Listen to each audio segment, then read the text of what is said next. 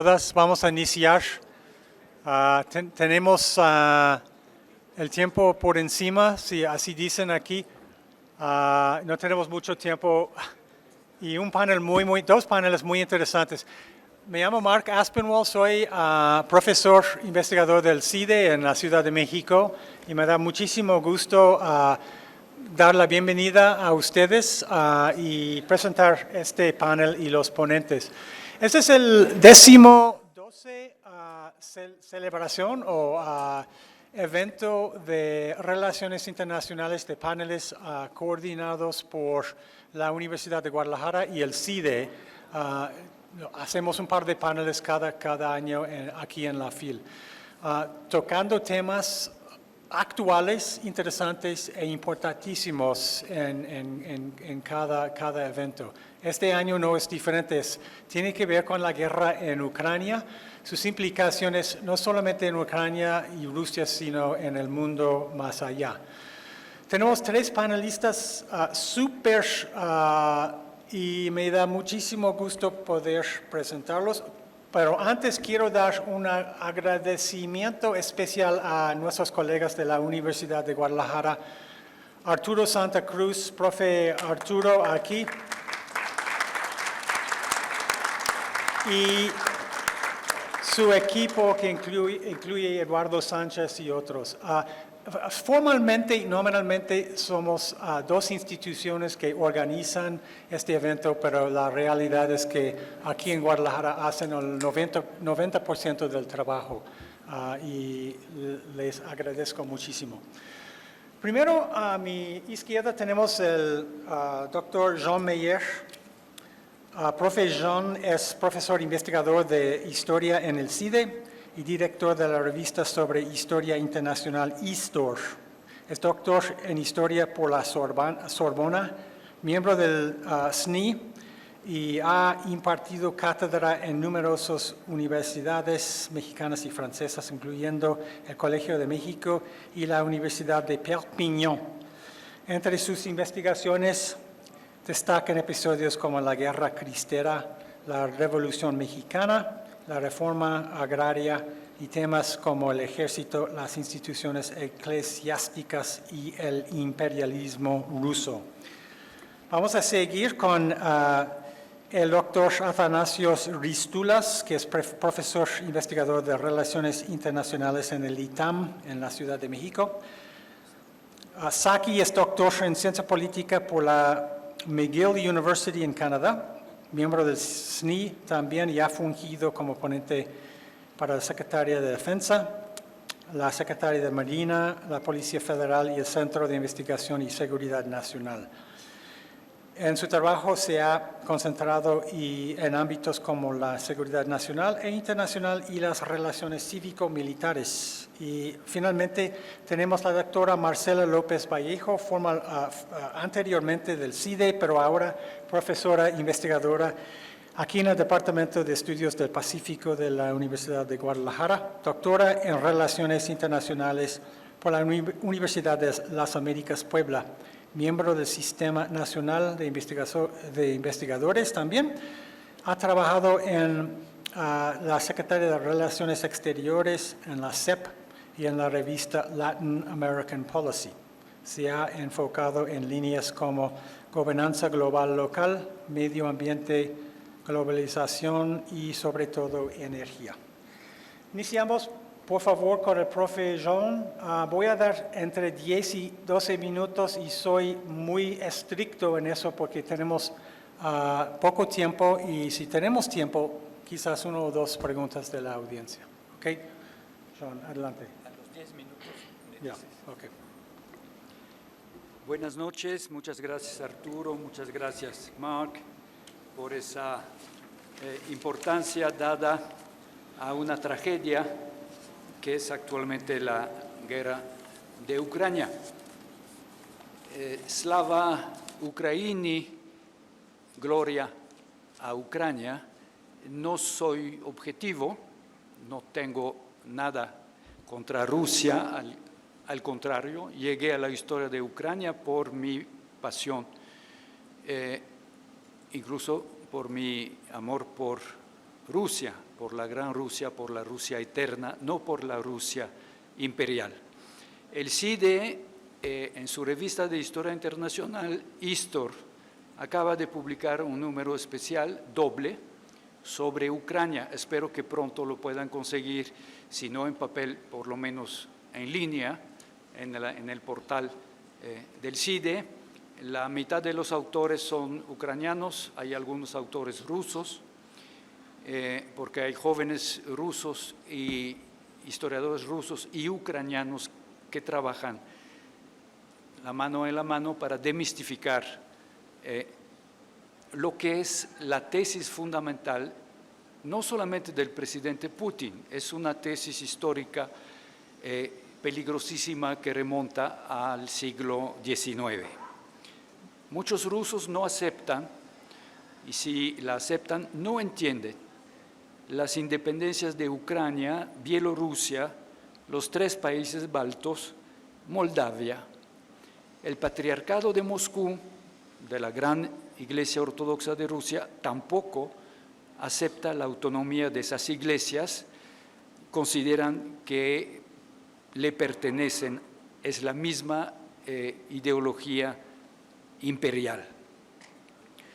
El presidente Putin ha dicho muchas veces que Ucrania no existió nunca, que siempre fue la pequeña Rusia, Malaya Razia, provincia del imperio y es la tesis fundamental, cuna de la ruseidad, que el gran principado de Kiev en la Edad Media fue el primer estado ruso. Después el centro pasó a Moscú. Olvida que Moscú fue creado 5 siglos después de Kiev, pero eso no importa. Eso cree, y lo cree sinceramente, y no solamente él, sino que muchísimos rusos, porque los grandes historiadores rusos de la segunda mitad del siglo XIX, que son los equivalentes de los grandes historiadores europeos o norteamericanos, de los Mommsen, de los Lavice, y en el caso de México serían los autores de México a través de los siglos, crearon ese mito. Es un mito, pero es un mito muy peligroso. El Gran Principado de Kiev fue fundado en el siglo IX, cristianizado a partir de 988. Y por cierto, el Gran Príncipe Vladimir en ruso, Volodymyr en ucraniano, se bautizó en 988 en la ciudad que pertenecía al Imperio Bizantino de Jersón, ciudad que el ejército ucraniano retomó hace apenas unas semanas y que hoy en día está en la oscuridad total porque el ejército ruso, después de evacuar Jersón, Putin decía que Jersón era tan importante para Rusia como Jerusalén para los judíos, porque era el lugar donde se había bautizado el Gran Príncipe. Los rusos hoy están bombardeando Jersón. Ese Gran Principado de Kiev desde un principio estuvo en contacto constante y estrecho con la Europa, que lo llamaba Rutenia, palabra que se utilizó hasta el siglo XIX. En la Alta Media Latina, Rutenia es el equivalente de la palabra Rus, palabra que viene del griego. Los griegos escribían Rosita. Esas palabras remiten a la discusión ideológica entre historiadores, antes de la URSS, durante la URSS y después de la URSS, sobre si Rus, Rutenia, la antigua Kiev, es Rusia, si Kiev y Moscú es lo mismo, y si Moscú tiene derecho a reivindicar todas las Rusias. Es el título, por cierto, del patriarca de Moscú. Es patriarca de todas las Rusias, que significa Rusia, Ucrania, Bielorrusia y Moldavia. Desde el siglo XIV, esas tierras, Rutenia, se incorporaron a un gran conjunto, un fenómeno político casi único en el mundo, la unión de los reinos de Lituania. Lituania hoy es un país relativamente pequeño, pero la gran Lituania iba del mar Báltico hasta el mar Negro. El reino de Lituania, el reino de Polonia y Rutenia.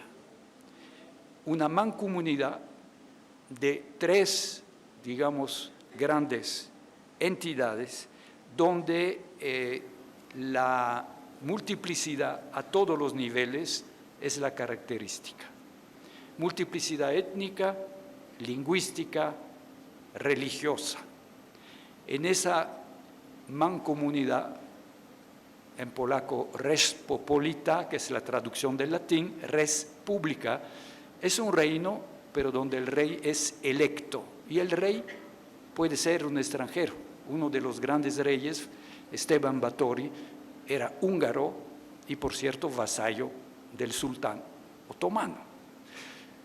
Pero en ese mundo había católicos, protestantes, ortodoxos, musulmanes y una enorme comunidad judía, porque la tolerancia religiosa excepcional en Europa no existía en Europa en ese momento, después de la Reforma Protestante, las guerras de religión.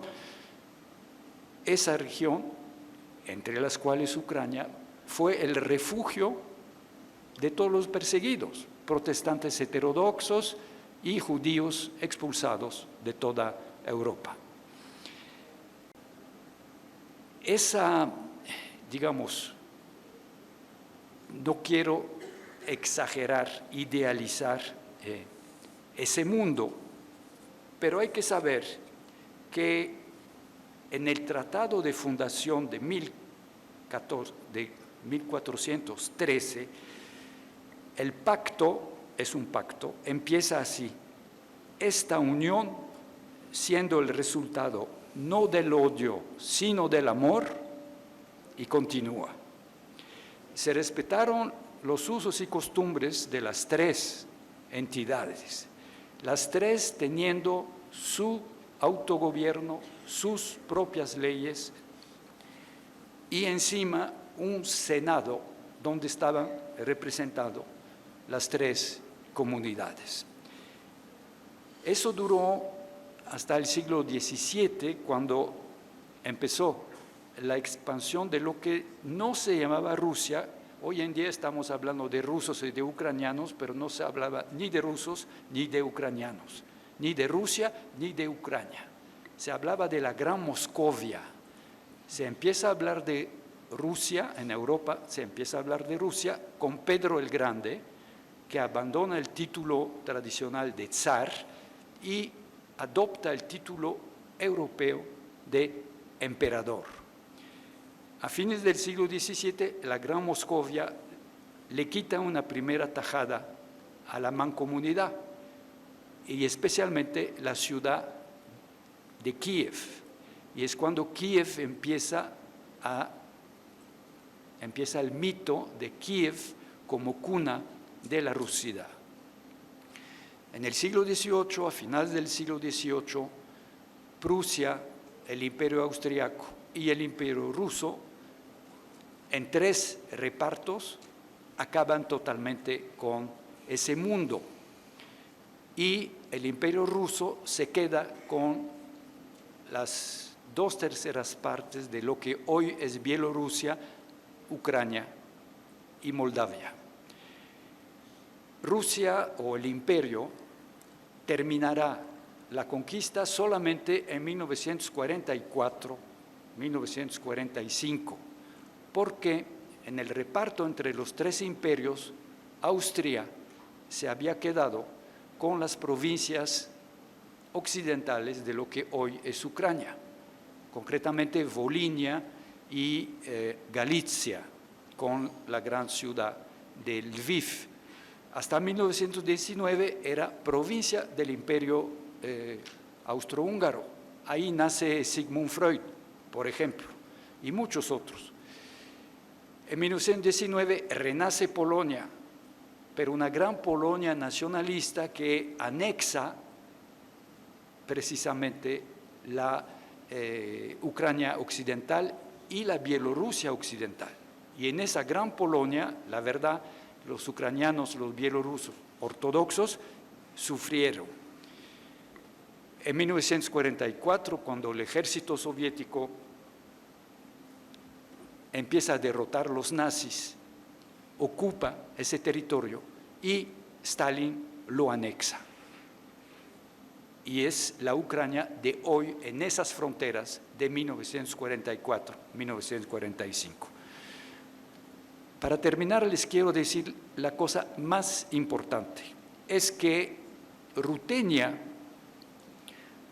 conoció exactamente todos los capítulos de la historia de Europa occidental. A diferencia de Rusia, Ucrania conoció el Renacimiento, el humanismo, la imprenta. La imprenta llega a Moscú 2 siglos después de Gutenberg. Las universidades, las órdenes religiosas, la reforma protestante, la contrarreforma católica y después el liberalismo, el romanticismo en el siglo XIX. La aspiración de Ucrania a ser parte de Europa es una cosa que el presidente Putin y los rusos, por desgracia, no entienden porque no conocen la historia. Gracias.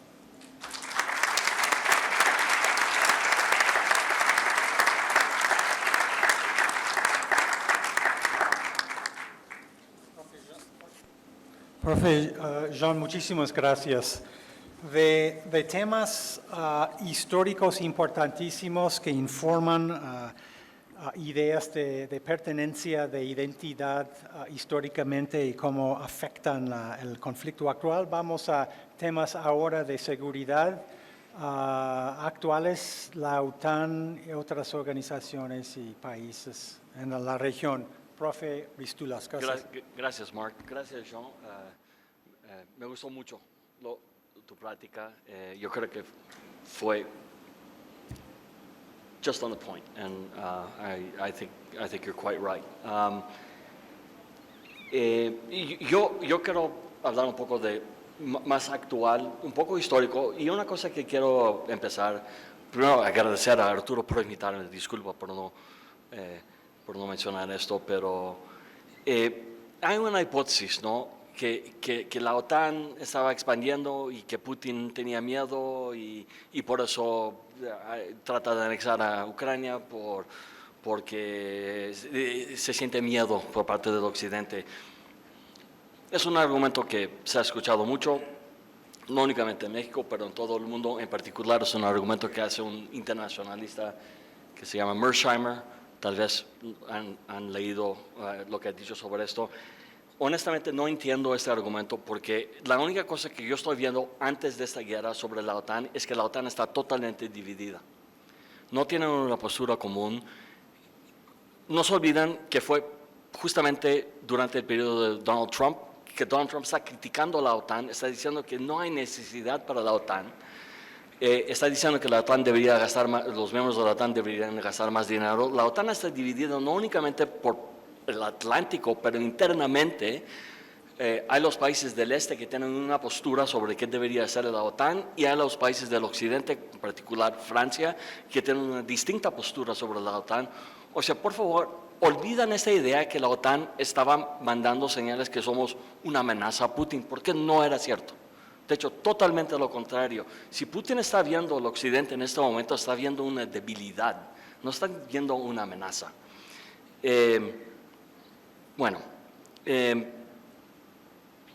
La bronca más actual empieza, como sabemos, en 2014, cuando Rusia anexa el Crimea. Y es allá donde como que se empieza el mundo a dar cuenta que algo está pasando, pero los quiero subrayar. La razón de por qué esto pasó, la justificación que Putin usa en este momento, no fue que Ucrania estaba acercándose a la OTAN, que Ucrania estaba acercándose a la Unión Europea. Era un tratado que había firmado con la Unión Europea que se iba a poner en marcha y que él estaba, francamente, lo que estaba tratando de decir, un poco hacia las líneas de Jean era que se estaba tratando de acercarse al occidente, o sea, de volvernos un país occidental, no un país oriental, no seguir con gobiernos, vamos a decir, orientados hacia Rusia. Fue una decisión de la gente que ya no querían seguir con este tipo de orientación geopolítica, vamos a decir. Nunca se mencionó la palabra de la OTAN en 2014, nunca. Entonces yo no entiendo por qué gente tiene esta idea que Putin tenía miedo y por esa razón trata de anexar, tal vez tenía miedo de la Unión Europea, pero la OTAN, la verdad, no tiene nada que ver con eso hasta después de 2014. Realmente, como yo veo las cosas, es que Putin aprovecha de oportunidades. Y lo que pasó ahora en Ucrania no es nada distinto de su historia. O sea, tiene una trayectoria que aprovecha de oportunidades. No tiene una gran estrategia. No es un gran estratega. Lo que él hace es que ve oportunidades y aprovecha. Yo una oportunidad en Chechenia en 1999 aprovechó. Ve otra oportunidad en Georgia, aprovecha. Ve otra oportunidad en Siria, aprovecha. ¿Qué fue la oportunidad en Siria? No sé si se acuerdan de esto, pero Assad en este momento está usando armas químicas y Obama había amenazado que si usa armas químicas otra vez, que el Occidente va a responder. ¿Qué fue la respuesta por parte del Occidente? No existente. Entonces Putin está viendo, oye, el Occidente no está respondiendo a esto, puede aprovechar. Putin aprovecha. Putin es judo, o sea, no tiene un gran plan, aprovecha de oportunidades. Y la otra cosa que estaba viendo Putin es la salida de la OTAN de Afganistán el año pasado, donde otra vez está viendo una debilidad por parte del Occidente y está haciendo las conexiones y diciendo que pues si no están fuertes en Europa, si no están dispuestos a mantener presencia militar en Afganistán, pues no van a hacer nada en Ucrania.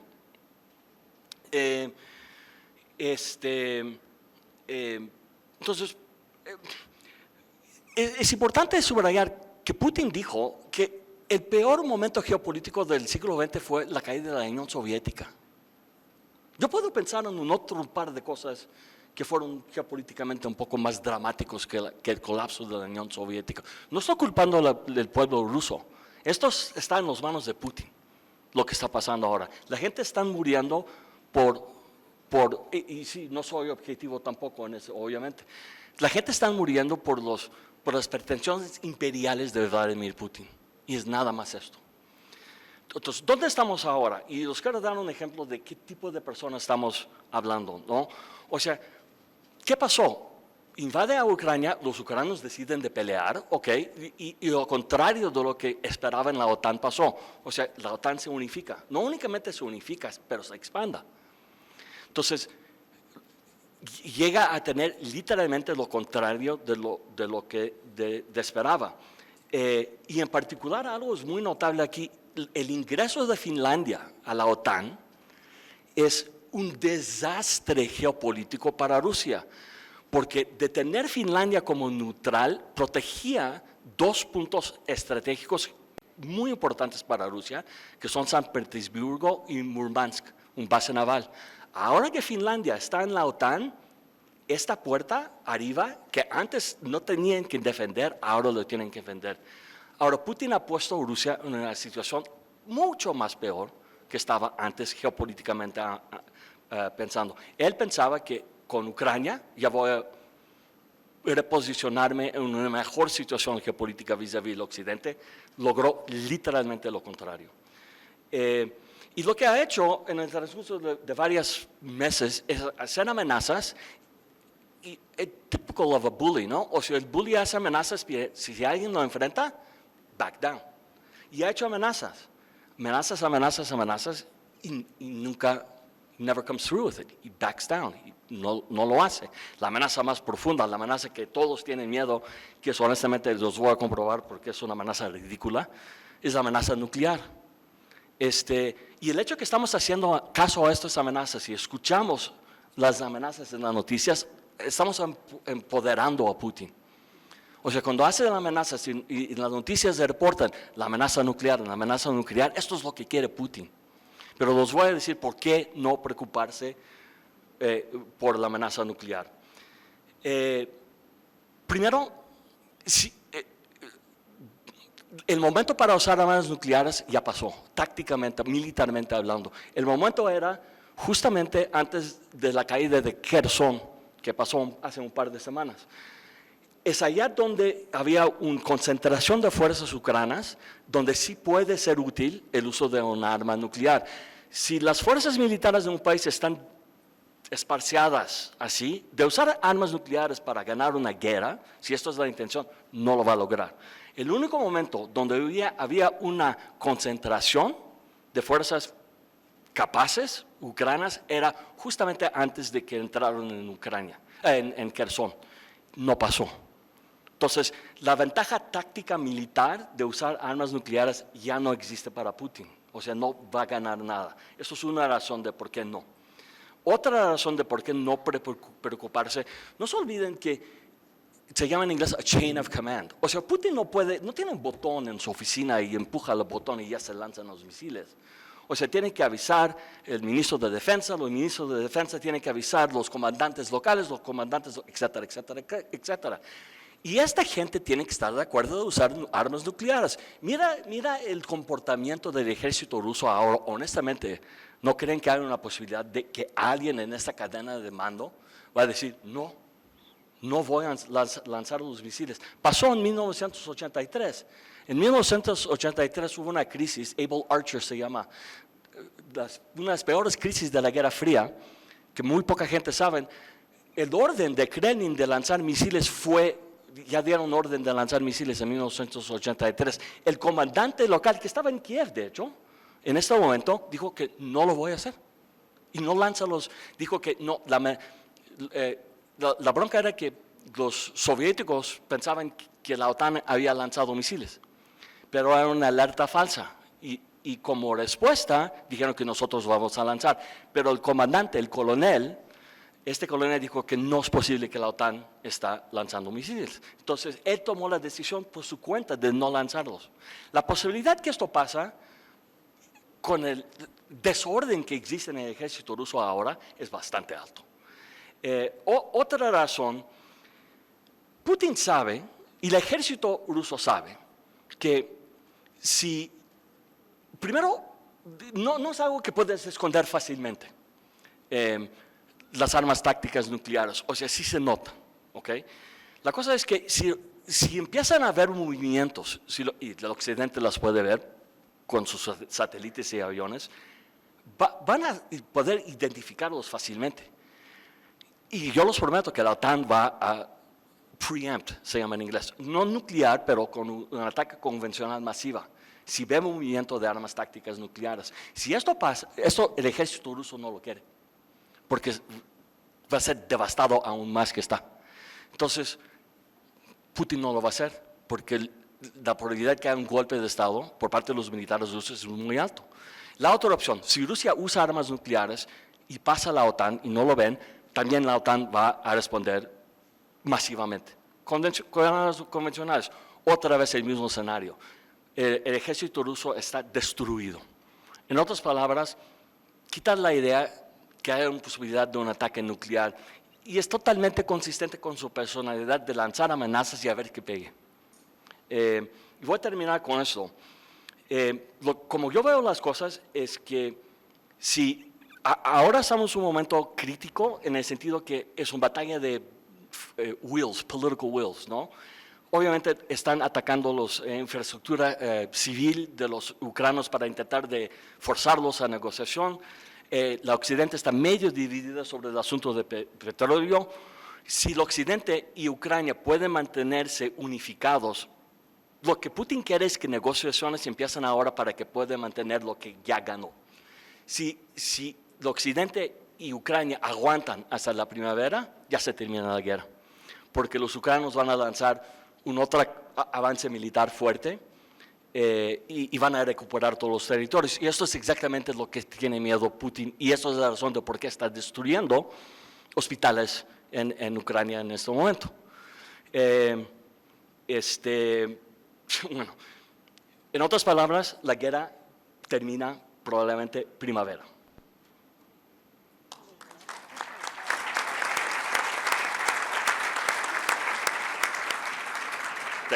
Muchísimas Sorry, gracias, Saki. disculpa. No, excelente.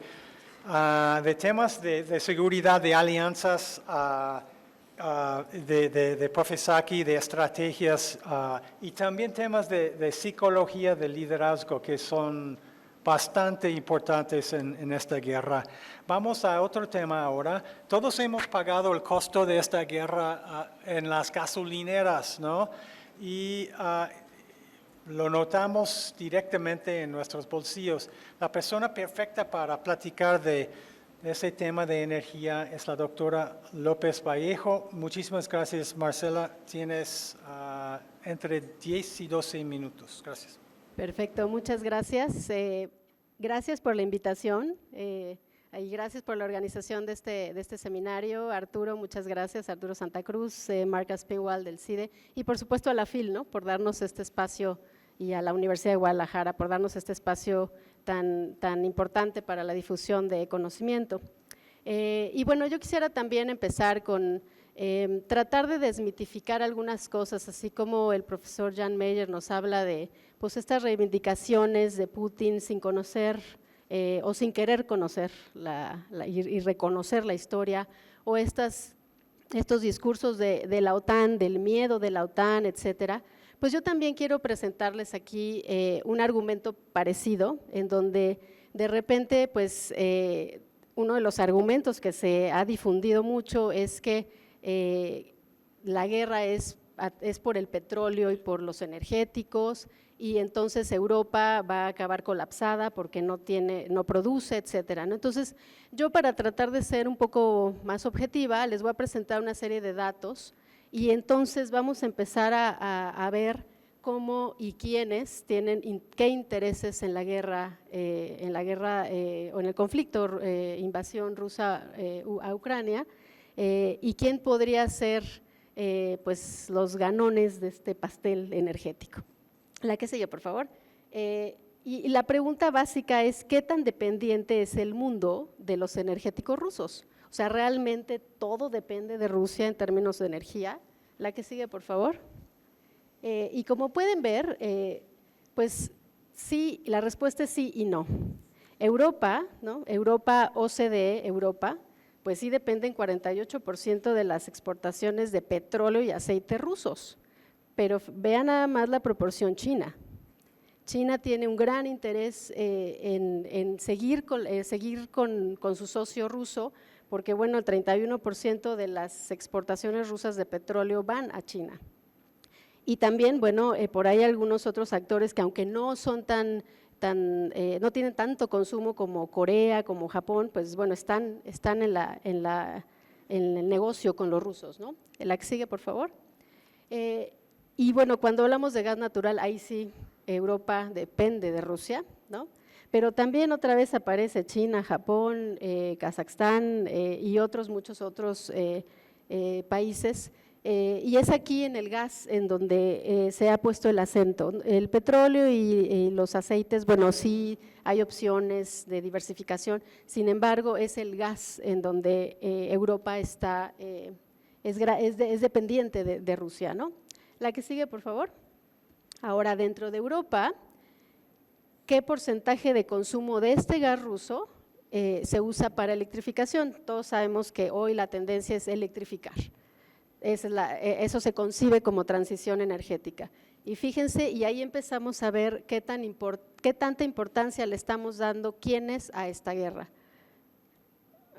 Macedonia, Bosnia, Moldavia, Finlandia, Latvia dependen casi al 100% de su electrificación del gas ruso. Sin embargo, otros países europeos no tanto. Y aquí, bueno, viene por ejemplo el caso francés, Holanda, bueno, Países Bajos, Rumania, Georgia, Irlanda, en donde pues no, realmente la dependencia para su transición energética o la nueva etapa energética de Europa no depende tanto del gas ruso, ¿no? La que sigue, por favor.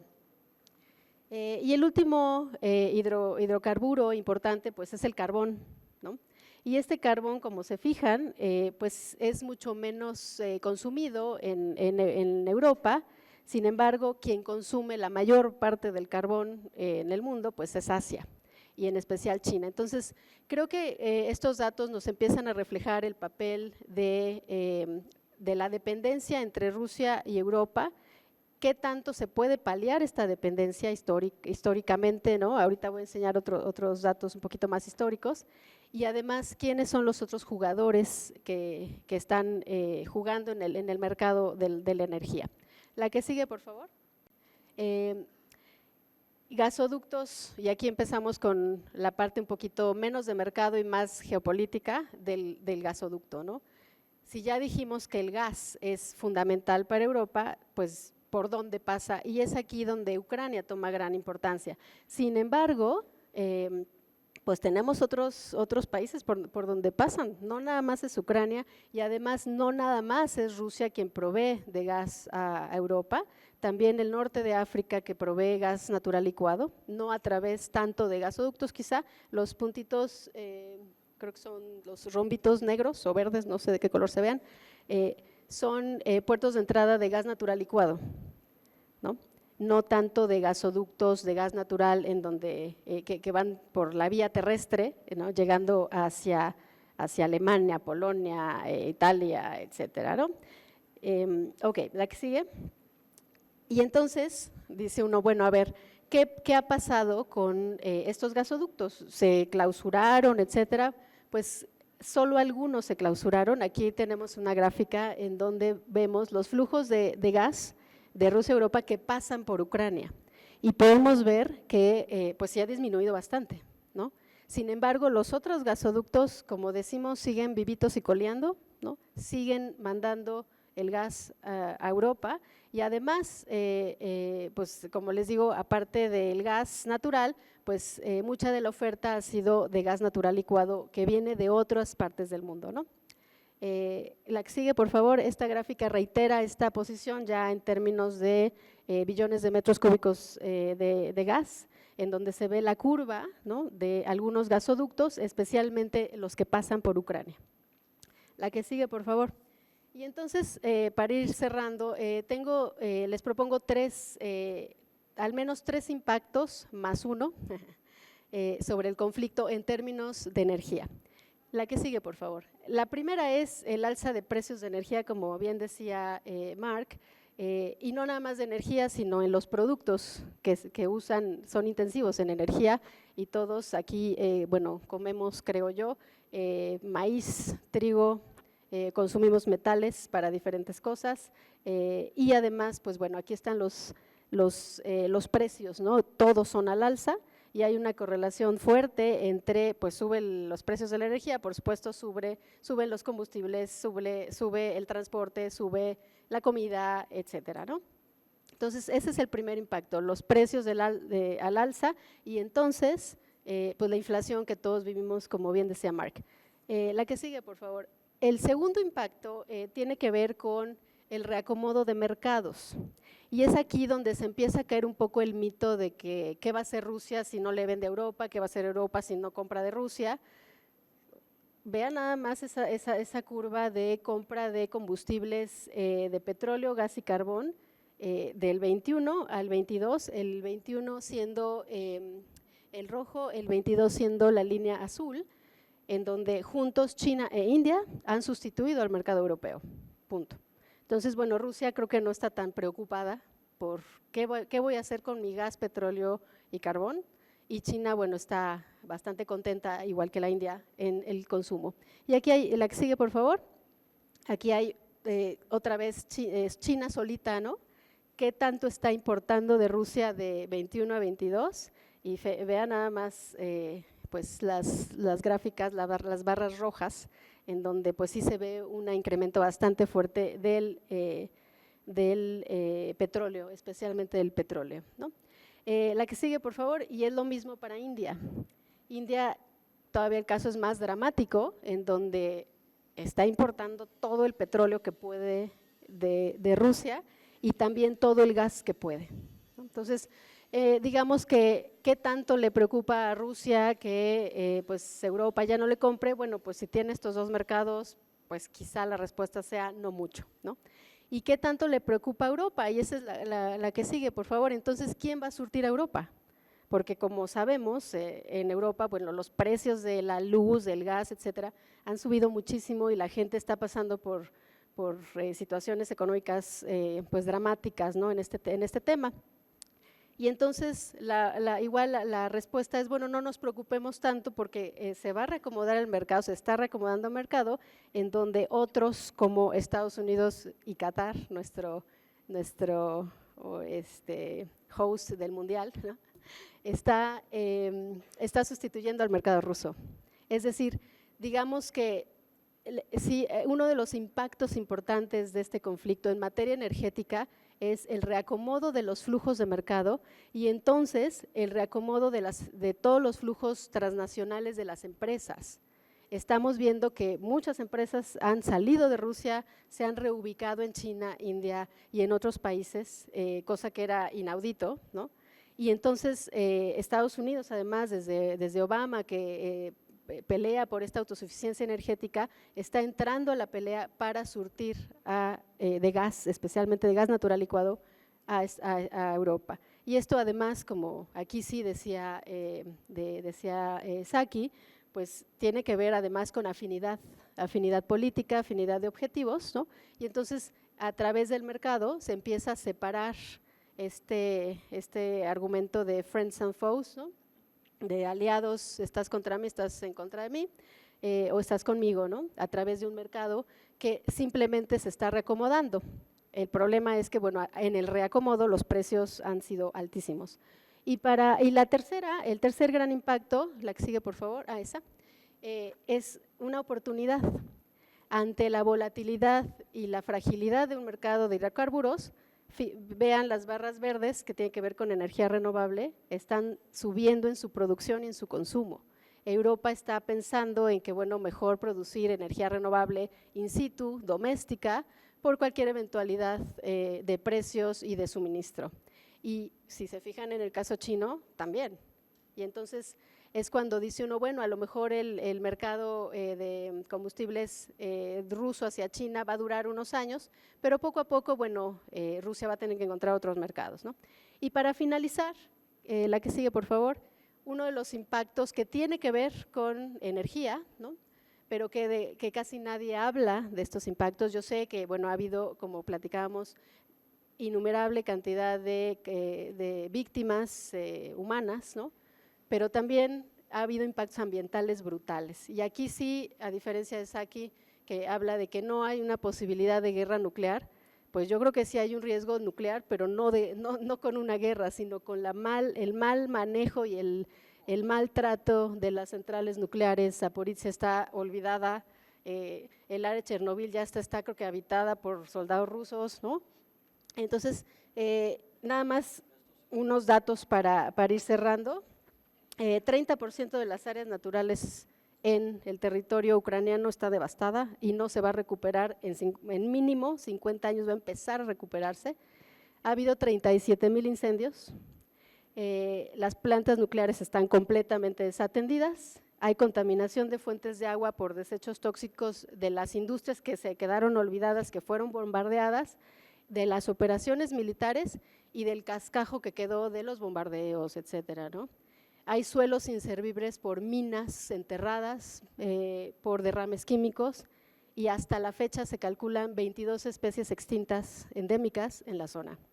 Entonces, con esto quisiera cerrar hablando de los impactos, sí, de la energía, de quizá una que otra oportunidad para los renovables, pero es de una de las víctimas que casi no se trata, que es el medio ambiente y entonces lo que eso representa para la población de ese lugar. Muchas gracias.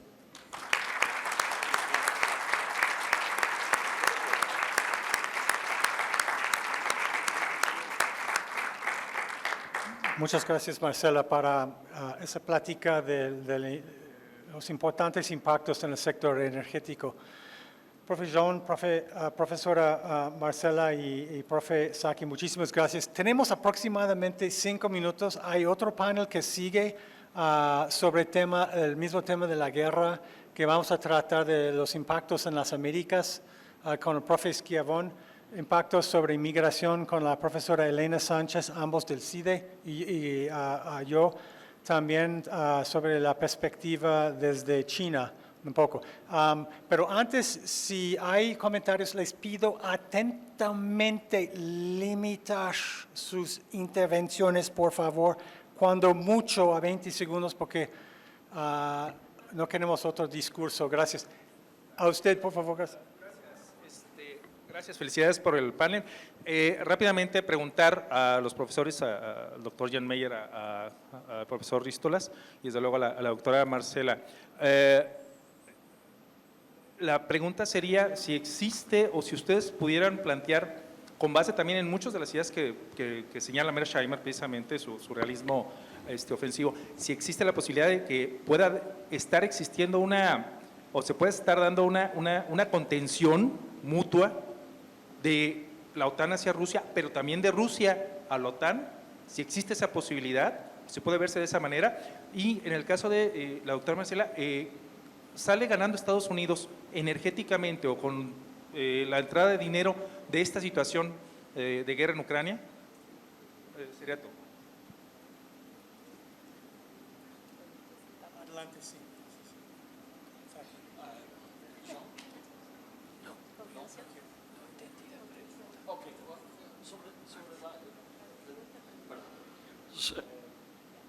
Sobre el comentario de contención, tal vez contención nuclear va a regresar, de hecho ya estaba regresando, sabemos, o sea, la nueva Guerra Fría no empezó ahora, gente estaban hablando de eso desde hace 14, 15. La parte nuclear, sí, lo veo, y que será más peligrosa que antes porque ahora pues la tecnología ha avanzado mucho y lo que existía durante la Guerra Fría era Mad Mutually Assured Destruction, o sea, ahora yo veo desafortunadamente menos probabilidad y que los dos lados van a tener first strike capability. En términos convencionales, no. O sea, Rusia está decimated, convencionalmente hablando, y va a tardar décadas para recuperar. Y estoy hablando literalmente décadas. Se tiene que reorganizar todo desde cero. Se comprobó que tan mal estaba organizada, pero lo que yo creo que vamos a ver es que la contención, si vamos a ver contención por parte de Rusia hacia el occidente, será por la parte nuclear, no tanto por la parte convencional.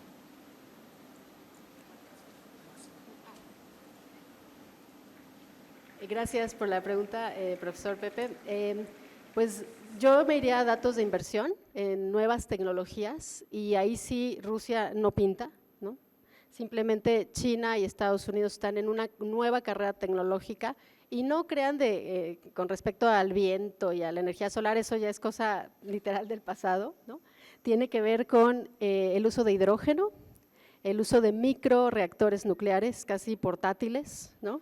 Y el uso de baterías y acumulación de energía.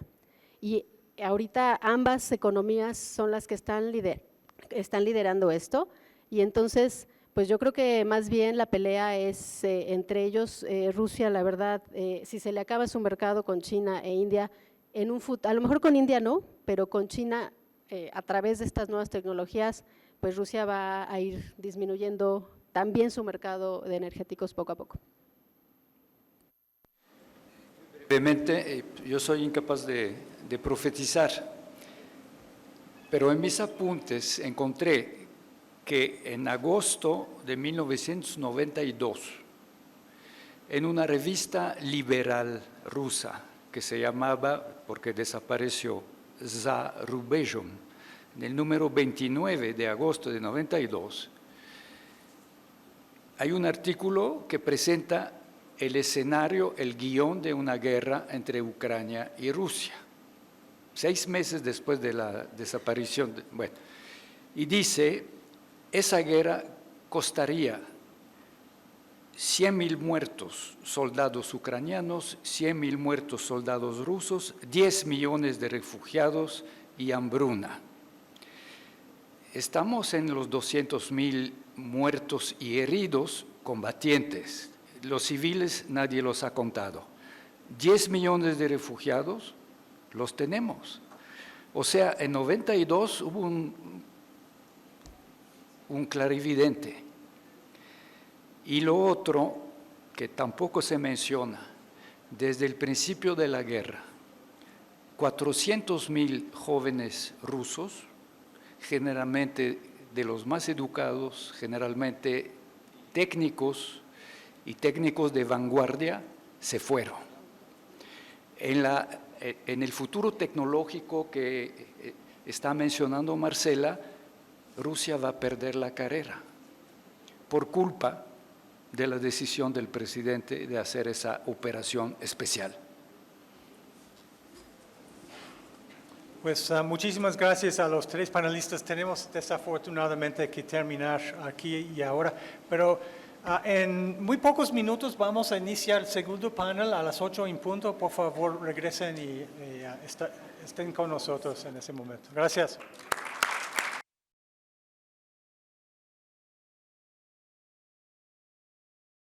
Vamos a continuar entonces con esta 12ª edición del Seminario de Relaciones Internacionales CIDE-UDG.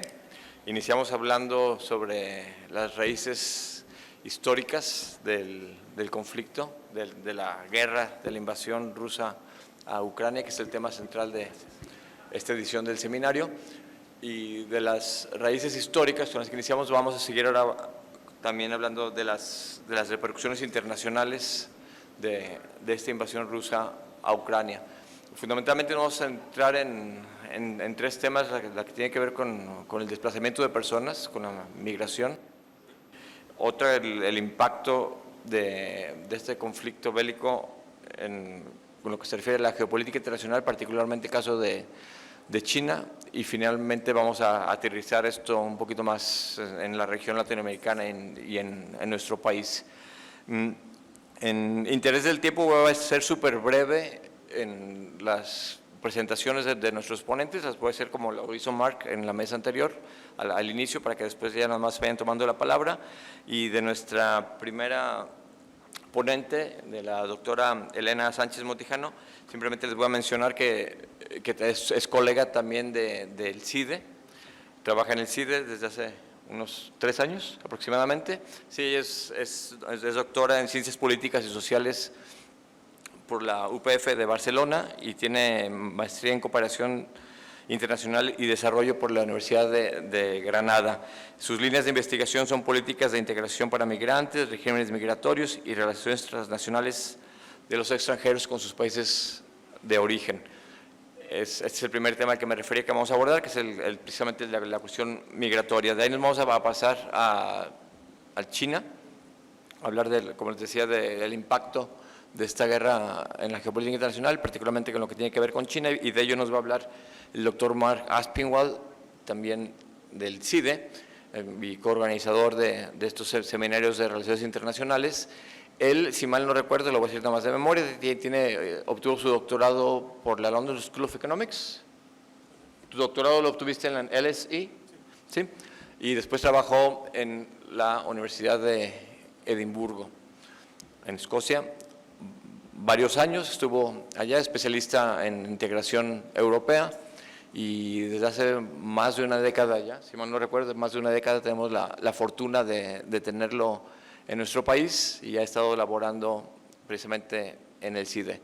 Y finalmente, como les comentaba, para aterrizar el tema de las repercusiones del conflicto bélico en la región y en nuestro país en particular, tenemos al doctor Jorge Esquiabón, también viejo amigo y conocido, también del CIDE, quien obtuvo su doctorado, también si mal no recuerdo, por la Universidad de California en San Diego, y él trabaja mucho cuestiones precisamente también de migración, pero de relaciones internacionales en general. Un tema más novedoso que ha estado trabajando es el de la paradiplomacia. Es experto también en política exterior de México y en otras cosas que ya no voy a mencionar, para que podamos iniciar con los trabajos. Así es que, por favor, Elena, bienvenida. Vale, perfecto. Muchísimas gracias, Arturo. Muchísimas gracias a la Universidad de Guadalajara, por supuesto a la FIL. Es un placer no solo estar aquí, sino además compartir la mesa con mis colegas Jorge y Marc. Y siguiendo un poco la mesa anterior, básicamente lo que les voy a contar o lo que vengo a compartir con todos ustedes es básicamente esto que el profesor Jan Meyer terminaba, ¿no?, diciendo cuáles son las víctimas humanas, ¿no?, que está sucediendo con las personas y cuál es la repercusión sobre las personas. Él ya nos apuntaba, ¿no?, y nos hablaba de que en estos momentos había unas 200.000 muertes de Fuerzas Armadas, no sabíamos cuántas de civiles porque están sin contabilizar, y yo en particular me voy a centrar en la población que se está desplazando forzosamente, es decir, lo que conocemos como refugiados. Creo que es la parte más humanitaria de esta presentación que vamos a tener hoy y, por tanto, déjenme que empiece contándoles un poco o dándole unos datos, contándoles cuál es la situación actual, para que se hagan una idea, ¿no? Y esto, para que podamos imaginarnos qué está sucediendo, lo voy a hacer de forma comparada. Porque uno cuando compara, ¿no?, tiene una sensación de ver una imagen más clara, ¿no?, de cuál es la realidad. Fíjense, el 75% de las personas refugiadas en el mundo en estos momentos provienen solamente de 5 países, ¿vale? El primer país de todos es Ucrania ya. El segundo es Venezuela, el tercero Siria, cuarto Afganistán y quinto Sur Sudán. ¿De acuerdo? A diferencia del caso de Ucrania, que llevamos 9 meses de conflictos, y ya les decía que es el primero, el resto de los conflictos llevan mucho tiempo, ¿no? El caso de Venezuela, la población está saliendo desde 2007, en el caso de Siria desde el año 2012, Ucrania no, Ucrania lleva apenas 9 meses.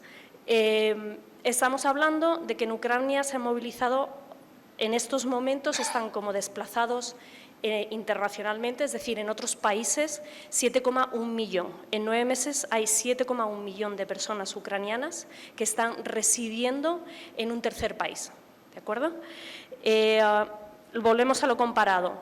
En el caso de Venezuela estamos hablando, el caso de Ucrania estamos hablando de casi 8 millones. El caso de Venezuela estamos hablando de 7,1 millón, sirios 5,6, afganos 2 millones y del Sur Sudán otros 2 millones. ¿Vale? Retomamos el caso de Ucrania, casi 8 millones, 7,9 millones, lo que significa el 20% de la población ucraniana. Si estamos hablando de casi 8 millones desplazados internacionalmente, es decir, que están en otros países, estamos al mismo tiempo hablando de que 7 millones de ucranianos se han desplazado internamente, es decir, están dentro de Ucrania pero han tenido que dejar sus hogares. Algo que es muy interesante, si contabilizamos la gente que se ha movido en este periodo de 9 meses, llegamos a 16 millones de personas desplazadas. Lo interesante del caso de Ucrania, y que además responde perfectamente a cómo está sucediendo la invasión, es que hasta 8 millones de personas han regresado al país. Es decir, hay 8 millones de personas que han salido en estos 9 meses y que han retornado. ¿Vale? Esto es muy interesante porque básicamente lo que nos está diciendo es la complejidad de la movilidad, por un lado, y la dificultad para poder gestionar a todas estas personas que se están movilizando. Básicamente, en estos momentos, diariamente salen 36.000 personas y entran 31.000 personas cada día. ¿Vale? Fíjense un poco cuál es la situación. ¿Dónde están estas personas? Aquí tienen un mapa que usaba el profesor Meyer, y básicamente la gran mayoría, las flechas están en proporción, están en Polonia, ¿de acuerdo? En Polonia se encuentran 1,5 millones de personas. El segundo país donde más están marchándose las personas ucranianas es Alemania, que tiene aproximadamente 1 millón de personas, y muy por detrás están el resto de los países. El tercer país, por ejemplo, es la República Checa, con 460.000 personas. Fíjense, pasamos de 1 millón de personas a 460.000 en la República Checa, y luego vienen países como Francia, España, Italia o Bulgaria, que están en los 150.000, ¿de acuerdo? Es decir, ha habido una fuerte concentración, sobre todo en el caso de Polonia y en el caso de Alemania. Los motivos por los que se está moviendo parecen claros, ¿no? Básicamente miedo a perder la vida, este es el principal, pero especialmente la gran movilidad se está dando por algo que se hablaba en la mesa anterior, que es básicamente la falta de recursos y de suministros. El no acceso al agua, el no acceso a las energías es lo que está haciendo que la gran mayoría de las personas se muevan, y de hecho eso es lo que está explicando también el retorno. En el momento en que vuelva a haber suministros en sus ciudades, ellos vuelven. 3 repercusiones de las que quiero hablar de forma muy rápida. La primera es básicamente el peligro en el que se encuentran estas personas. En estos momentos hay una fortísima vulnerabilidad, y especialmente por 2 motivos. La primera, porque la mayoría son niños y mujeres. Como ustedes saben, los hombres tuvieron que quedarse en el país. De hecho, han puesto controles para que los hombres no pudieran salir entre los 18 y los 60 años porque fueron llamados a filas. Y, en segundo lugar, por la rapidez en la que han tenido que marcharse. Básicamente son migraciones no planeadas, sin documentación, sin ningún tipo de recursos, ¿no?, a los que poder ir. Entonces, para mí la primera gran repercusión es la gran vulnerabilidad y el peligro en el que se encuentran estas personas. La segunda, que me parece muy interesante, es una cuestión política.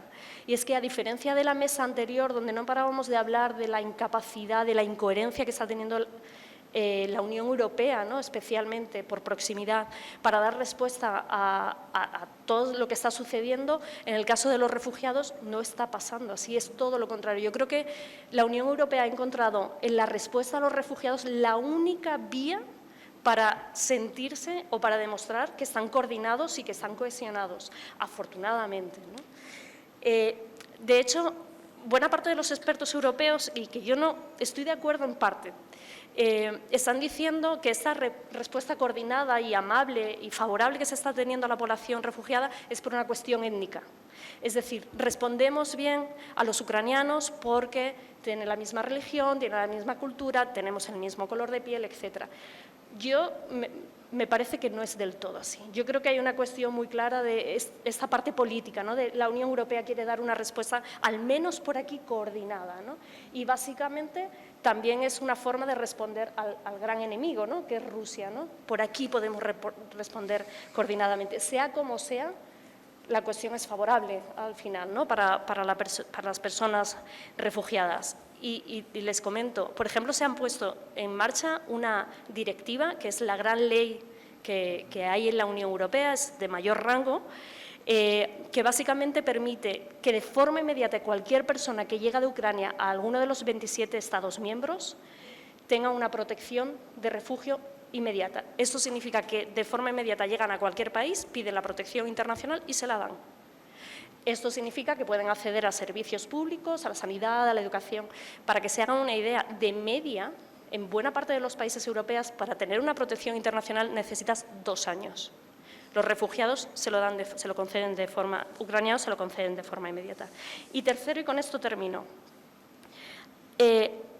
la tercera repercusión, que también me parece que es un impacto muy positivo, es sobre la opinión pública europea. Viendo las encuestas que había en Europa antes de la invasión de Rusia hacia Ucrania, la población europea tenía ciertas reticencias hacia los refugiados, hacia la población migrante. Cuando ha sucedido el fenómeno de gran movimiento de personas ucranianas, ha habido un cambio muy importante en esa opinión pública. Se han mejorado significativamente la opinión pública de los europeos hacia los refugiados en general. Esto es muy positivo, pero tenemos que tener mucho cuidado porque estamos viendo millones de personas entrando a la Unión Europea y si no generamos una serie de políticas públicas que acomoden, que integren, que gestionen de forma coherente esta población, vamos a encontrar conflicto inmediatamente. Y en la situación en la que está Europa en estos momentos, con una extrema derecha creciente, con una extrema radical instalada en la gran mayoría de los países y tomando poder, yo realmente tengo cierto miedo a lo que puede pasar en un futuro más o menos inmediato, porque en cualquier momento puede haber un efecto rebote y esto puede tornarse, ¿no?, contra los refugiados y, por tanto, que capitalicen, ¿no?, la situación de la protección internacional estos partidos de extrema derecha. Y aquí lo dejo porque no tengo más tiempo. Muchísimas gracias.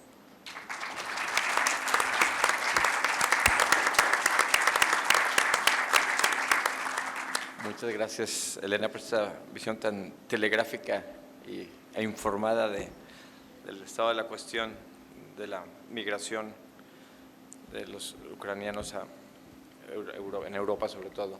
Bien, vamos a seguir entonces con Mark Aspinwall para hablarnos sobre China. Creo que no prendió. Sí, prendió. Ok, ya. Gracias Arturo, Elena, Jorge y a todos ustedes. Muy buenas noches. Un inicio al tema de China y Rusia y China y el mundo, China, Estados Unidos y el resto de Asia, que es bastante importante el rol de China ahora. China, voy a tomar un poco la perspectiva de Evan Medeiros de Georgetown University, iniciar con su punto de vista que China tiene básicamente un trilema. Voy a agregar una o dos otras cosas también, pero el trilema o los tres objetivos que tiene China son primero mantener un sistema internacional en el cual se vale el concepto de soberanía y no interferencia. Es una paradoja, la primera de muchas paradojas, porque acepta pues, implícitamente la invasión de Ucrania, pero al mismo tiempo hace su punto de vista, sigue con su punto de vista que la soberanía es importantísimo en el sistema internacional. Eso es objetivo número uno, porque no quiere interferencia en China. Objetivo número dos es su relación con Rusia. En esta guerra, mantener una buena relación con Rusia, pero en esto está balanceando diferentes tendencias encontradas. Tiene una supuesta neutralidad prorrusa, que suena como otra paradoja, ¿no? Y es cierto que ha sido un elemento de su relación exterior con China, neutralidad en ciertos momentos y en ciertos aspectos pro-ruso y en otros no tanto. Y voy a regresar a estos temas. Y la tercera parte de los tres dilemas o trilema es la relación con Estados Unidos y el mundo occidental, que para China también es muy, muy importante para su crecimiento. Para su crecimiento, sus sectores tecnológicos e ingresos en el comercio y en las inversiones internacionales. Ahora, voy a agregar unas otras cosas que para China también importa mucho la estabilidad. Estabilidad internacional y estabilidad doméstica, las dos, y no son necesariamente cumplidas con las mismas acciones. Estabilidad doméstica nos vemos ahora con su política dura de COVID, confinamientos en ciudades y las protestas y manifestaciones, etcétera, que han causado recientemente un cambio de política leve. Pero también crecimiento. Crecimiento es importante porque asegura el uso de mano de obra y con eso crecimiento e ingresos personales previene unrest, previene manifestaciones y problemas domésticos también. Entonces, y tiene problemas no solamente con COVID, la falta de crecimiento y los confinamientos, pero también con la disminución de demanda por sus productos. ¿Por qué? Porque está ahora en la interrupción en las cadenas de insumos y de producción internacional y los objetivos de friendshoring, es decir, que traer las inversiones de China a lugares más friendly, más cerca, ¿no? Como México, por ejemplo, y como países en Europa. Entonces, estamos viendo un poco el sistema económico reorientándose, como dice en el Wall Street Journal, a líneas de Occidente y Oriente. China con sus aliados, incluyendo Rusia y el mundo occidental, que está mucho más fuerte, mucho más cooperación entre aliados occidentales económicamente.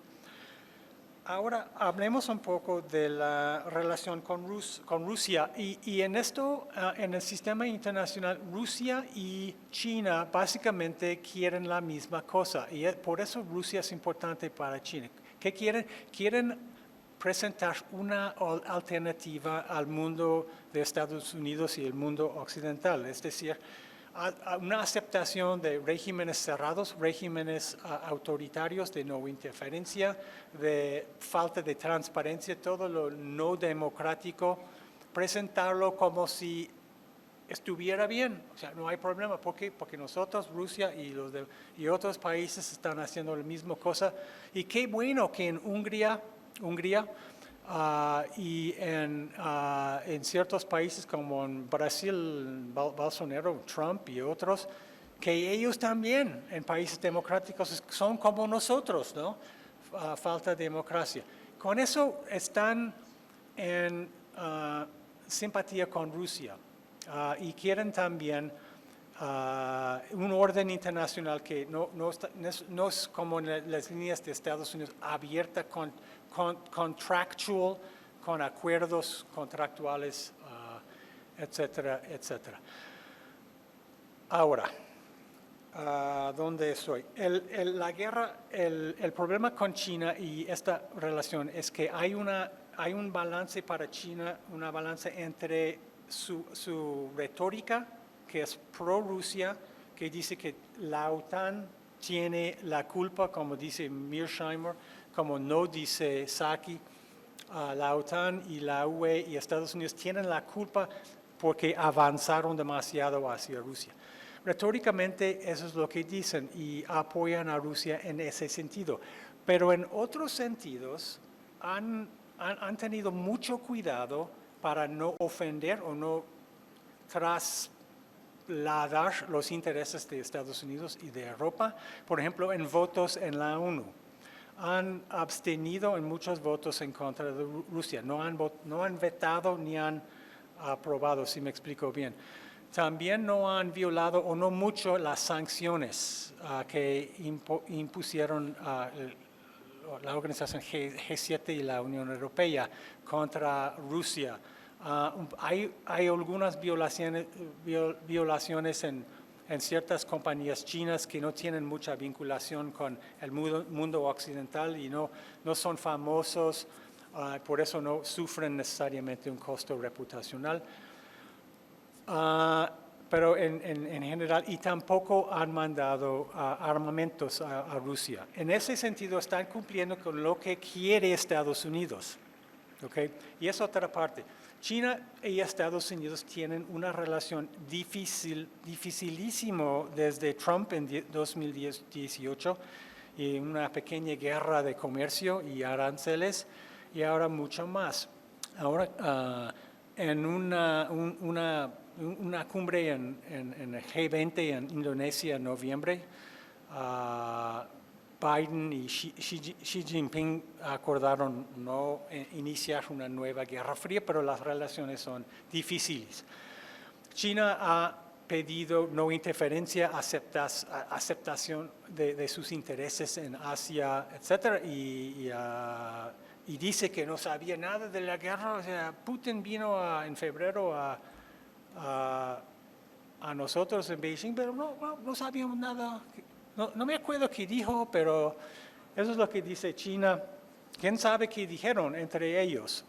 Pero esa es la postura de China, tratando de mantener una relación frágil con Estados Unidos y el mundo occidental que necesitan para sus exportaciones e inversiones. No sé cómo voy. Un par de minutos. Ok. Sí. Y quiero concluir con otros países. O sea, ahora hay mucho más incertidumbre y preocupación en Asia en general por las intenciones de China. En Corea del Sur, o sea, Corea del Norte está mandando más misiles. Corea del Sur se pregunta qué hará en China si Corea del Norte hace algo estúpido. ¿Qué va a hacer China? Ahora en Taiwán, obviamente, están preocupados, aunque yo creo que la mayoría de la opinión es que China no va a hacer nada para capturar a Taiwán ahora, sabiendo lo que ha pasado con Ucrania. La India es otra cuestión importante porque la India en el tema energético, la India está importando más, con China, importando más energía de Rusia gracias a precios bajos y a la disponibilidad de energía de Rusia. Pero India también tiene fuertes relaciones con Estados Unidos y con Rusia, pero está entre los dos lados.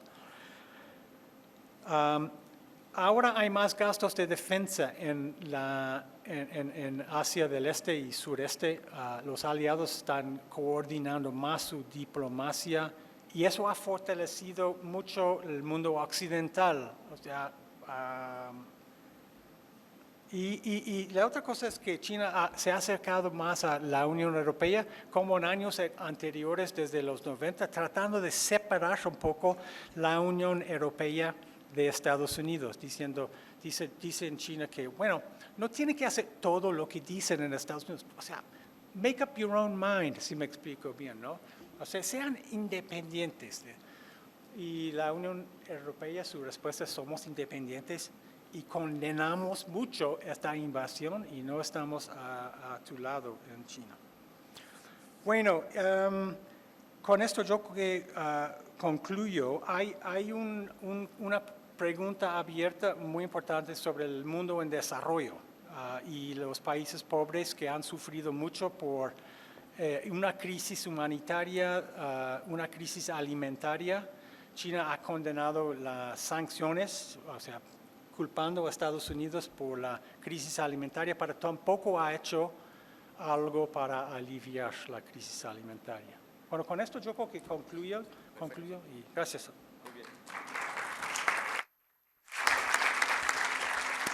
Muchas gracias, Marc, por esta panorámica general de las implicaciones de la guerra de Rusia a Ucrania, enfocándonos en la posición china. Y para cerrar y aterrizar esta discusión de las repercusiones del conflicto, tenemos al doctor Jorge Esquiavón. Jorge, por favor. Muchísimas gracias, Arturo. Muchísimas gracias, Arturo. Ahora sí ya suena bien. Primero, antes que nada, me quiero sumar a los agradecimientos a la UDG y a la FIL por 12ª ocasión coorganizar con el CIDE este seminario sobre relaciones internacionales. He tenido el honor y el privilegio de participar en la mitad de ellos y por lo tanto sé que es gracias a esta enorme hospitalidad y esta enorme generosidad de la UDG que podemos hacer ese trabajo conjunto. Y además siempre lo que hemos logrado en el curso de estos 12 años es encontrar el tema internacional más relevante del momento para poder hacer un análisis integral del mismo en una lógica de establecer un diálogo con no solo las comunidades académicas, sino también con los estudiantes, con los tomadores de decisiones, para intentar influir de manera positiva en mejores políticas públicas y mejores políticas exteriores. Quisiera pedirte, Arturo, que cuando me queden 2 minutos me avises, porque no hay nada más peligroso que darle el micrófono a un académico y por lo tanto uno puede hablar y hablar y hablar. Bueno, probablemente sea más peligroso darme el micrófono en un karaoke, ahí sí no lo suelto en toda la noche. Y ya me quedan 4 menos. Entonces voy a empezar muy rápidamente. Lo que yo quisiera hacer es compartirles desde una óptica de política exterior cuál es el impacto de la invasión, de la intervención rusa en Ucrania. Y soy muy claro con el uso de los términos porque no es una operación especial, es la violación territorial soberana de un miembro de Naciones Unidas sobre otro miembro de Naciones Unidas y por lo tanto es una violación a la Carta en su capítulo sobre seguridad internacional. Y lo que quiero ver y tratar de explicar es una enorme paradoja y es cómo hemos reaccionado en el mundo de manera tan diferenciada frente a esta invasión rusa a Ucrania. Por un lado tenemos al norte global, o llamémoslo occidente si ustedes quieren, que de manera bastante unánime ha condenado abiertamente, pero no solo ha condenado abiertamente, sino ha tomado las medidas necesarias para tratar de contrarrestar esta violación al derecho internacional.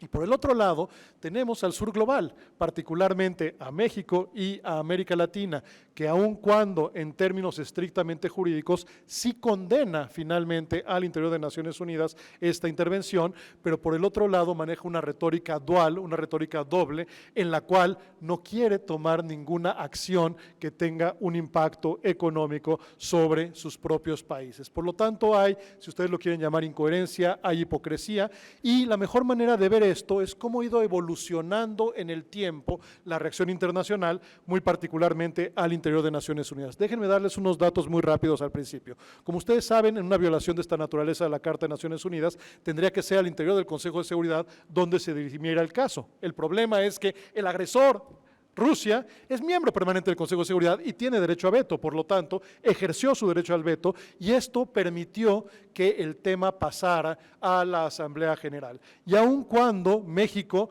no haya sido copatrocinador de la resolución de Asamblea General en la que se condena esta intervención, lo que vemos es que tenemos un primer momento de la condena en la cual hay 141 votos a favor de condenar la invasión rusa, 5 en contra y 36 abstenciones. Momento número 1. Momento número 2. Cuando se tiene que hablar de la integridad territorial de Ucrania, empieza a reducirse el apoyo internacional. 143 votos a favor, 3 en contra, 35 abstenciones. Sin embargo, cuando ya estamos hablando del costo económico de la acción internacional frente a la agresión rusa, y es el tema de la reparación de agresiones, entonces baja radicalmente el número de votos a favor, que son 91, ya hay 3 en contra y hay 70 abstenciones. Y finalmente, la última resolución que vimos en Naciones Unidas sobre el tema ruso-ucraniano es la suspensión de Rusia del Consejo de Derechos Humanos de las Naciones Unidas como una reacción frente a la violación constante y consistente de los derechos humanos de los ucranianos. Ahí se cae a niveles de apoyo de 93% a favor, 24 en contra y 58 abstenciones. Ahora, lo interesante para ver aquí es cómo ha ido cambiando esta cierta unanimidad a nivel internacional en términos de la condena y cómo finalmente vemos una dualidad, por así decirlo, entre el norte global y el sur global. Y la pregunta que tenemos que hacernos es, ¿qué explica esta paradoja? ¿Por qué si vemos a una Europa crecientemente unida, aunque sí con diferencias en algunos temas, como lo han adelantado algunos de los colegas que me han antecedido en el uso de la palabra, pero por qué si vemos un sur global que prefiere abstenerse y no meterse en esta problemática? Como ya lo hemos visto en las presentaciones anteriores, hay 4 grandes impactos de la invasión rusa a Ucrania. La primera tiene que ver con la flagrante violación al derecho internacional que implica que un Estado soberano, y más miembro del Consejo de Seguridad, invada el territorio soberano de otro Estado de manera impune. Segundo, tiene que ver justamente con el impacto energético, el incremento, como ya lo vimos, de los precios internacionales de energéticos. El tercero tiene que ver con la crisis alimentaria. A final de cuentas, recuerden que Ucrania es uno de los grandes graneros del mundo. Y por último, tiene que ver con la amenaza nuclear. Lo que vemos aquí es que qué tan cerca o qué tan lejos estás de cada uno de estos impactos reflejará en buena medida tu posicionamiento internacional. Sí, puede ser que defiendas desde una óptica retórica la autodeterminación de los pueblos y la no intervención, pero ya cuando se trata de que te cueste en términos de tus beneficios o tus costos a nivel local, entonces sí vemos estas 2 grandes divergencias. Por un lado, en la parte de la Unión Europea, vemos esta creciente unidad en términos de no solo la crítica jurídica, sino también de la acción en términos de sanciones. Y esto implica también una parte positiva que es, no sé si positiva, pero sí es un cambio radical en la política exterior alemana, la cual deja su estatus tradicional de no acción fuera de su territorio a empezar a apoyar militarmente al caso de Ucrania. Y también, como ya lo adelantaba Saki, el profesor Hirstulas, vemos cómo hay un cambio radical de la neutralidad de Finlandia y de Suecia. Y luego, por el otro lado, vemos la respuesta del sur global, particularmente de América Latina y específicamente de México. La pregunta es, ¿por qué somos tan fáciles de dar la crítica jurídica, pero no de sumarnos a los costos de las sanciones para que realmente haya un impacto hacia Rusia en términos de generarle un costo relevante sobre su rompimiento del derecho internacional. Y lo que he intentado analizar y he encontrado 4 razones fundamentales es porque tristemente desde el sur global existe esta lógica de desconfianza y hostilidad hacia las potencias coloniales históricamente. Y por lo tanto, cuesta mucho trabajo sumarse a la Unión Europea, particularmente en las excolonias en África, en Asia y en América Latina, ante este duro posicionamiento. Pero segundo, también tiene que ver con algo que es intrínseco prácticamente al psico de América Latina y particularmente el psico mexicano, que es esta malentendida lógica del antiamericanismo. Y creemos que el hecho de no apoyar a Estados Unidos en términos del acompañamiento en la crítica y finalmente en el apoyo militar para la defensa de Ucrania es finalmente una lógica de nacionalismo en México y en América Latina. Tercero, tiene que ver con un cambio radical que estamos observando a nivel internacional con respecto al comercio, a las finanzas y a los créditos internacionales. De manera creciente vemos un desplazamiento y una reducción de la importancia relativa de los Estados Unidos a nivel internacional y buena parte de los espacios están siendo ocupados de manera muy rápida por China. Hoy en día, no sé si ustedes lo sabían, ven el mapa de América Latina y hace 30 años la totalidad de los países de América Latina, el principal socio comercial eran los Estados Unidos. El día de hoy, desde Nicaragua hacia el sur, el principal socio comercial es China. Y no solo es la parte de principal socio comercial, sino también de principal inversionista y también de la principal fuente de créditos que están obteniendo internacionalmente. Por lo tanto, esta respuesta, digamos, de tibieza, por decirlo menos, de no querer asumir ningún tipo de costo, tiene que ver mucho justamente con este modelo alternativo que está en gestación en esta competencia hegemónica entre los Estados Unidos y China a nivel internacional y por lo tanto también se siente que Rusia puede ser un elemento contrario al régimen liberal internacional derivado desde la Segunda Guerra Mundial y por lo tanto esta dificultad para ser mucho más críticos y contundentes en contra de Rusia. Y finalmente tiene que ver con los cochinos intereses económicos. No entrar a sanciones, no asumir costos y tristemente algunos casos hasta beneficiarse y tener ganancias, como lo vimos en el caso de petróleo, de gas natural y de carbón en el caso de China, pero también de varios países del sureste asiático y de África,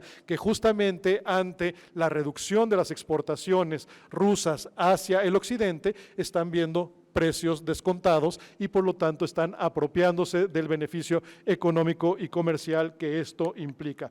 Por lo tanto, el doble discurso que vemos de la crítica, digamos desde una lógica de derecho internacional, pero la imposibilidad o más bien la búsqueda de no querer asumir ningún tipo de costo en términos de sanciones está tristemente explicado por estas 4 variables que les acabo de comentar.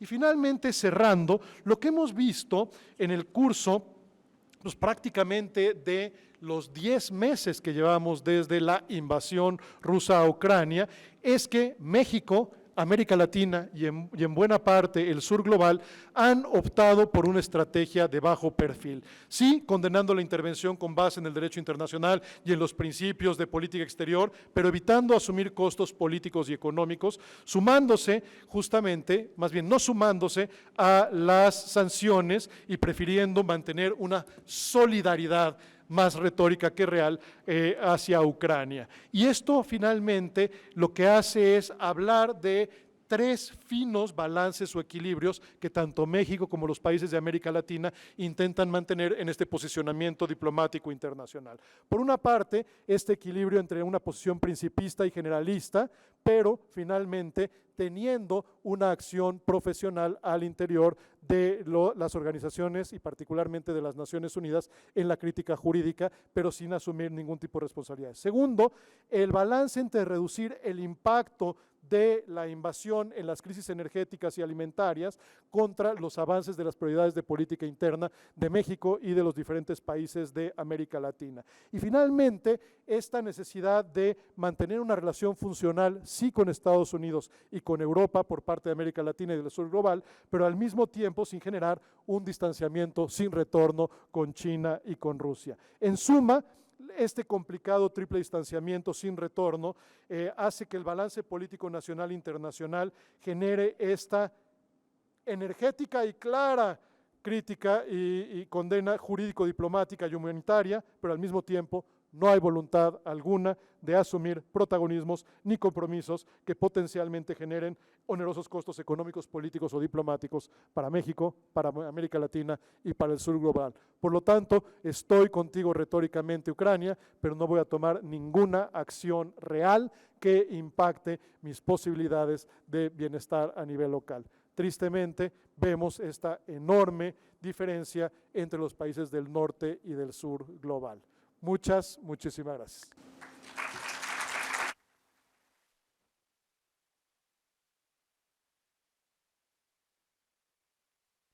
Muchas gracias, Jorge, por esta descripción un tanto deprimente, pero certera, yo diría, de la posición de estos países con respecto al conflicto. Y bueno, pues nos quedan 3 minutitos, por ahí hay una pregunta hasta atrás. 2 preguntas, muy breves, por favor. Saki.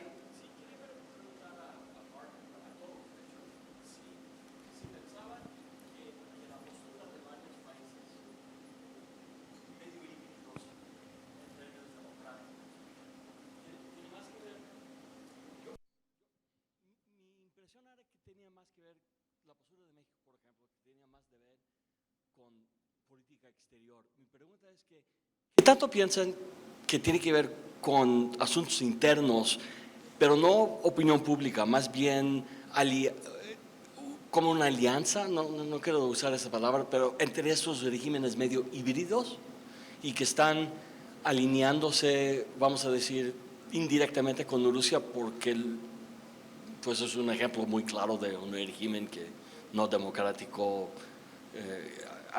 empezó híbrido y ya avanzó a pasos que está ahora. ¿Sí me explico? Maybe I'll ask it in English.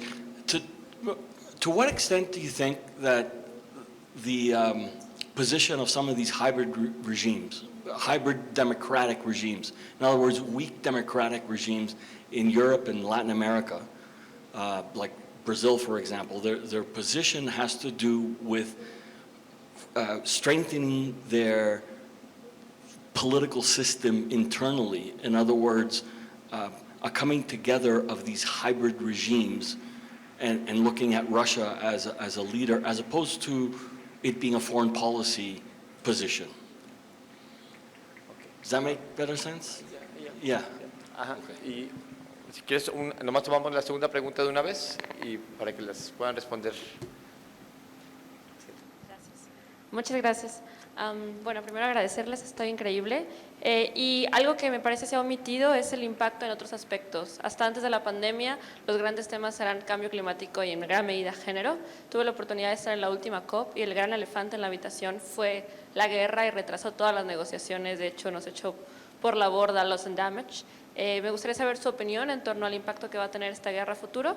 Ya se trató en la mesa anterior el tema de la transición energética. La opinión general es que no iba a apoyar a la transición energética en temas de cambio climático, sino todo lo contrario, que estamos dando un paso hacia atrás. Pero bueno, me gustaría saber qué opinan. Gracias. Gracias. ¿Quieres? Marcela también tiene, si quieres. Ok, ajá. Sí. No. No, ya. Gracias. Esta es una pregunta más para Elena. Si tú has percibido o si se ha notado algún efecto con otros refugiados en Europa.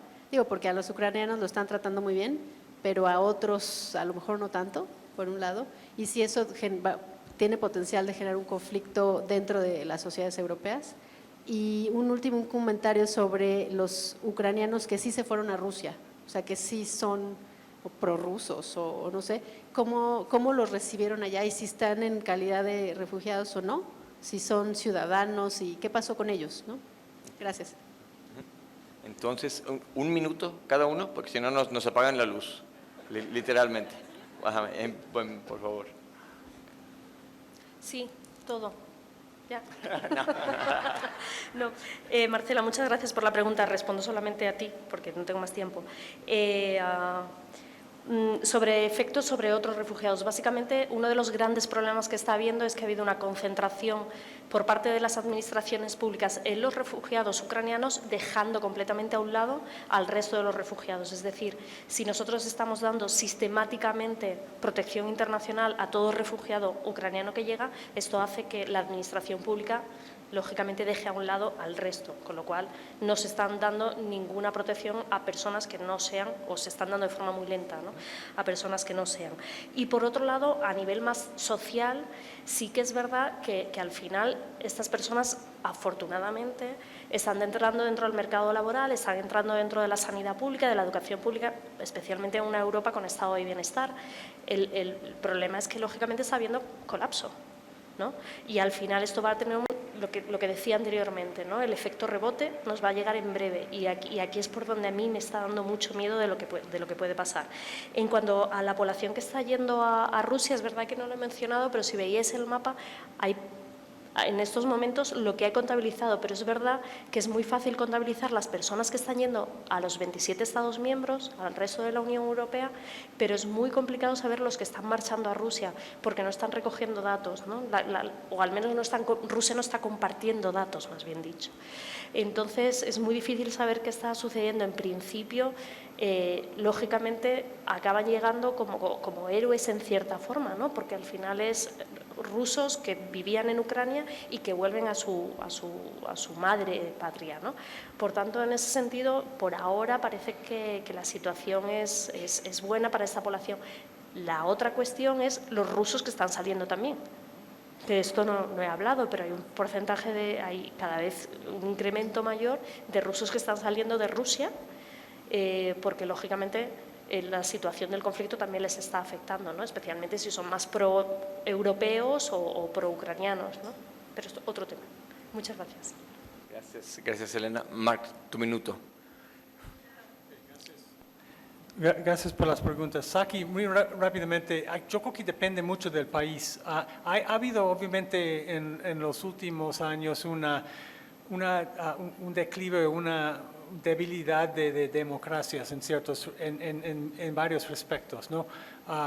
Democracias autoritarias, democracias que no respetan la libertad de expresión, dependiendo, o sea, del grado de violación de esa parte liberal de democracia, la prensa libre y todo eso.